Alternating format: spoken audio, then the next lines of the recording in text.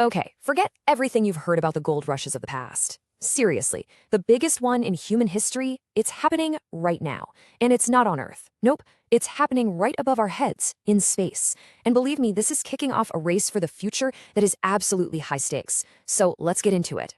So, it all really boils down to this one question. It sounds so simple, right? Who owns the moon?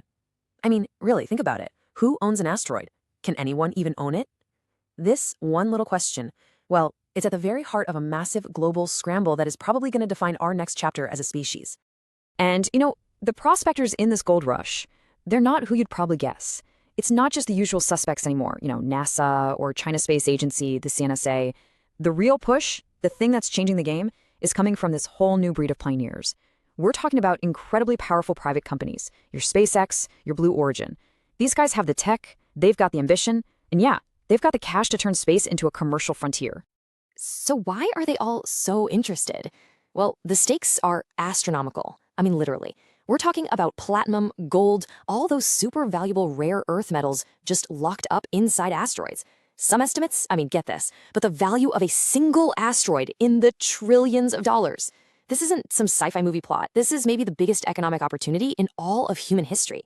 Right, and this rush, it's for absolutely everything. Everybody wants a piece of the action. We're talking about the water ice on the moon, which, by the way, could be turned into rocket fuel, all the way to those precious metals out in the asteroid belt. But here's the problem, the big problem. The rule book for space, it's ancient, it's super vague, and basically everyone is just making up their own interpretation as they go.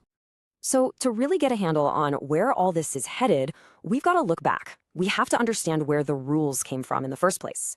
And the foundation for all of this, for all of space law, was actually laid down way back, decades ago, right in the middle of that intense rivalry of the Cold War space race. Okay, so what we're talking about is the Outer Space Treaty of 1967. The best way to think of it is like the Constitution for space. Over 110 countries signed on, including the big players, the US, Russia, China. And its goal, especially when you think it was written at the height of the Cold War, it was just incredibly optimistic. The whole idea was to make sure the messes we make on Earth never ever spread into space. And the main ideas in this treaty? They were pretty radical for the time. First, it said space is for everybody. It belongs to all of us, calling it the province of all humankind. It also said very clearly that no nation can just plant a flag on the moon and say, this is ours now. Nope. And this last part is super important. It says that countries are responsible for everything their citizens do in space, and that includes private companies. Just let that phrase sit with you for a minute. The province of all humanity. It's such a beautiful idea, right? This amazing, idealistic vision of a future we all share.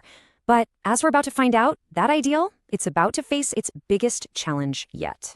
So you're probably thinking, if the treaty is so clear, what's the big deal? Well, the deal is a massive, and I mean trillion-dollar loophole, a huge gray area hidden in a document that was written decades before anyone was seriously thinking about, mining an asteroid. Here's what it all comes down to. The treaty is very specific. A nation can't own the moon. Okay, got it. But what about a private company? Can a company go up there, dig up resources, water, rocks, precious metals, and then own them and sell them? The treaty says absolutely nothing about that. It's this huge critical silence in the law that changes everything. They actually tried to fix this. Back in 1979, there was something called the Moon Agreement that tried to close this exact loophole. It wanted to say that lunar resources were the common heritage of mankind and that we need some kind of international system to manage it. But guess what? The big space powers, the US, Russia, China, they all said no thanks. They never signed it. So it was basically dead on arrival. So instead of closing the loophole, what happened? Well, some countries started paving a highway right through it. In 2015, the US passed a law that flat out says American companies do have the right to own any resources they dig up in space. Then Luxembourg did the same thing. Their argument is basically, hey, we're not claiming to own the moon. We're just saying you can own the stuff you take from it. But as you can imagine, a lot of people are saying that completely goes against the entire spirit of the original treaty.